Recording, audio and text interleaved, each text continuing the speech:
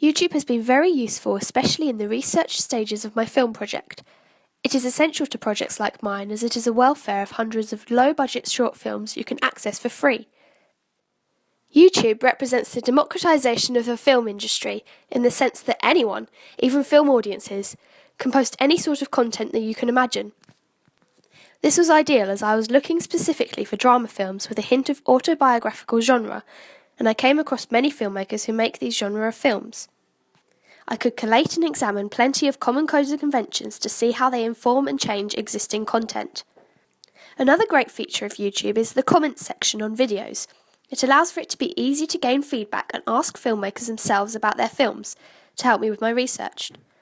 I asked Mathilde Mariano, the creator of the short film Ballet, which editing software she used and how she created some of her artistic shots. I received a comment and an email back explaining how she achieved some of her more complex shots and transitions. I also used YouTube to host my research, film and evaluation videos, which could then be imported into Blogger.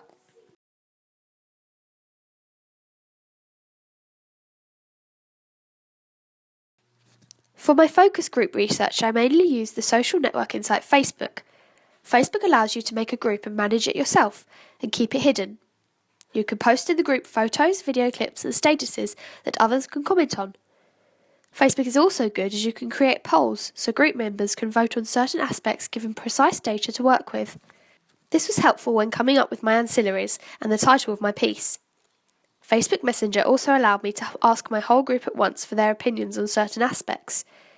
This was helpful in the research stages as I was able to discuss with my potential audience what would be appealing to them, as well as asking them how they would react to my piece. This was extremely useful for audience feedback. I used Microsoft Excel when creating my shot list, as it was easy to format and write on, and I was able to organise my shot list into categories in a table layout, which made the design clearer to understand.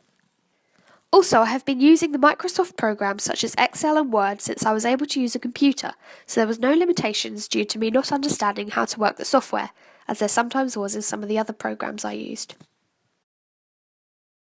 I have been using Final Cut Pro for years, so I was very comfortable using this software. Its simple design layout allowed me to work quickly and easy during the editing process.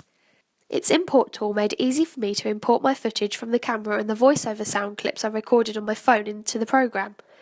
I was also able to use websites such as YouTube Converter to download sound and video content from YouTube, such as the short films I needed to analyse and royalty-free music. I was able to convert it into an MP3 or MP4 file and import it into Final Cut Pro. Final Cut's features such as the double screen when working on transitions allowed me to keep the continuity of my film. This was especially important as my film is about dancing, and particularly in the dance sequence, I had to make it seem as though it was one long dance rather than lots of shots combined together. The special effects in Final Cut were adequate in allowing me to light my piece well as give smooth transitions and steady some shots that were too shaky. However, although I used this program for my final piece, as well as my research into short films, I did use other programs such as Adobe Premiere Pro to edit together my evaluation videos. I used the very basic tools in this program as I wasn't that familiar with it, and it only required basic editing.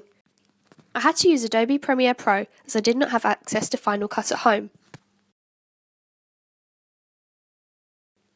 For free audio capture software, Audacity is brilliant. It captures audio and allows you to crop and edit the audio, and displays the wavelengths on the screen. The best thing about Audacity is the noise removal feature. You can select a patch of silence from your audio, create a noise profile, then select the recording and remove noise. This takes all the background fuzz from your recording and gives a better quality of sound. I used Audacity to edit the sound of my voiceover in my film, as well as my voiceover in the evaluation. For most of my filming, I used a Canon 600D with an 18 to 50mm standard lens. I had borrowed the camera, however I had used it before for my project last year, so I knew exactly how it worked. A drawback is that it only takes about 10 minutes of video at one time. However, my short film, Just One Step, consisted of lots of short takes combined, so this drawback didn't really affect me. However, the start and stop nature of my footage did drain the battery of the Canon quite quickly, so I had to make sure I always had enough charge. One of the advantages of the Canon 600D was the flip-out screen. Often the camera was at obscure angles, particularly when trying to get certain close-up shots of the dancers' feet. However, this flip-out screen allowed me to be able to align the shot accurately from whatever angle. The 600D is also good as I was able to zoom in onto minute details of my image and get it into focus. This was a valuable asset when used in some of my shots, as I used shallow and deep focus to create drama within certain images, particularly the shot of the ballet shoes. When I wasn't using the Canon, I used the little Panasonic Lumix LX7 or the Panasonic GH3. The Lumix is an advanced compact camera, meaning it was small but you can still manually control the focus. I used this mainly in a lot of the moving shots, as it wasn't too heavy and easy to move around, and also didn't break the small cardboard frame I made to steady it. However, one of the biggest downfalls of the Panasonic Lumix was that it shot .nts files rather than the usual .mov, which meant that when I imported the video into my editing software, I had to manually extract the sound and match it up later in the editing stage, which took up time. The Panasonic GH3 was very similar to the Canon, so I only used this camera for a couple of shots, particularly the panning shots as it gave smoother footage. I used my phone a lot in my project, particularly as a means of communication with my focus group, as I had the Messenger app on my phone. I also had access to calls and texts, which was another way in which I was able to communicate with my focus group. I used notes to write down any ideas I had whilst out and about, and the calendar and reminders apps helped me with my organisation, allowing me to single-handedly produce a short film. I could also take photos of locations and send them to my focus group or review them at a later time. I could use Safari to browse the internet to research YouTube clips and Google certain images if I needed to. This was key as I was both the creative mind and the organiser of the shoot. I also used my phone to record the voiceovers for my evaluation project, as well as the voiceover in my actual film. On my iPhone, I was able to have all my resources stored in one place. I used Blogger when documenting my entire filmmaking process on my portfolio. The site's simple features allowed me to get started straight away, and its compatibility with sites such as YouTube and Prezi allowed me to embed presentations and videos into my blog. I was able to organise my blog using the labels and dates, and the word-like layout allowed me to write blog entries easily. My teachers were able to write virtual feedback using the comments feature. I used Prezi to create fun presentations of my focus group, as well as many aspects of my research.